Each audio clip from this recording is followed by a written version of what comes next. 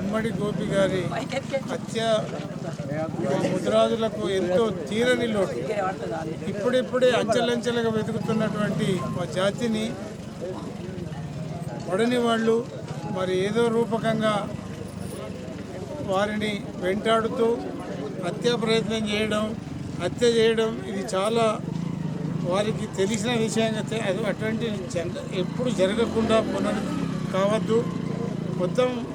మొత్తానికి మా యొక్క సింహం లాంటి మనిషి ఈరోజు మా నుంచి కోల్పోయాడు అంటే ఇది ఒక విచారకరమైనటువంటి వ్యక్తం చేస్తున్నారు. చాలామంది బాధపడుతున్నారు. ఏంటంటే ఉమ్మడి గోపన్న అంటే మా ఏరియా నిజామాబాద్ డిస్టిక్లో మాకు ఒక పెద్దపల్లిక ఏ విషయమైనా చెప్పగానే నిజామాబాద్కి వచ్చి అన్న ఎప్పుడు వచ్చిందని పలకరించే వ్యక్తి అలాంటి వ్యక్తిని ఇవాళ దారుణంగా హత్య చేయడం ఇది ఎంతవరకు కరెక్ట్? అది ఏదైనా ఉంటే కలిసి మాట్లాడుకోవాలా. 10 మందిని పిలిచి ఒక 10 మందితో సమావేశం ఏర్పరచుకొని లోపాలు ఏమున్నాయి, నువ్వు చేసే పని ఏమున్నది, నువ్వు తప్పు చేస్తున్నావని హెచ్చరించాలా. కానీ నేరుగా యాక్సిడెంట్ చేసి అతన్ని చంపడం, మరి అదే మన ముదిరాజు బిడ్డ ఉండి కూడా ముదిరాజుల కొరకు కూడా వారు పాటు పడకపోతే ఎట్లుంటుంది? అతను అల్లుడు మేనల్లుడు అని ఇక్కడ అంటారు చాలామంది. మాకు కూడా తెలిసిన విషయం ఏంటంటే ఇంటోళ్ళ పాత్ర ఉంటేనే వేరేళ్ళు కూడా మనకు వాళ్ళకు టైం దొరుకుతుంది. కనుక మన నుంచే వాయిస్ పోతుండదు. ఏమైంది, ఏం లేదు, ఏం చేస్తున్నాడు, ఎటు పోతున్నాడు అన్న విషయం మన నుంచే పోతుంది. ఇలా పక్కకే డ్రైవర్ ఉన్నాడు, డ్రైవర్కు విషయాలు కూడా తెలిసి ఉంటాయి.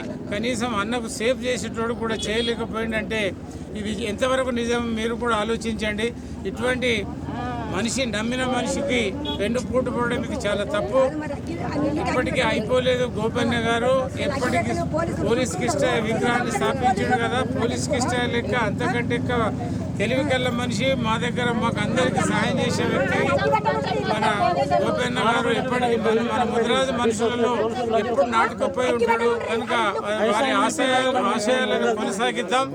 వారికి ఏదైనా తగిన జరగకపోతే మనం అందరం ఉద్యోగించి తగినట్లు వాళ్ళకు శిక్ష పడేలా అందరూ ఒకటే తాటిపైన నడిచి వాళ్ళకు కూడా ఏ విధంగా శిక్ష ఉంటుందో ఆ తర్వాత అనుభవం తెలుస్తుంది. వాళ్ళు కూడా ఏం సుఖపడరు. చనిపోయిన మనిషి ఇప్పుడిప్పుడే ఎదుగుతున్నాడు. పిల్లలు చిన్నగా ఉన్నారు. వాళ్ళ పిల్లల పెళ్లిళ్ళు కాలేదు.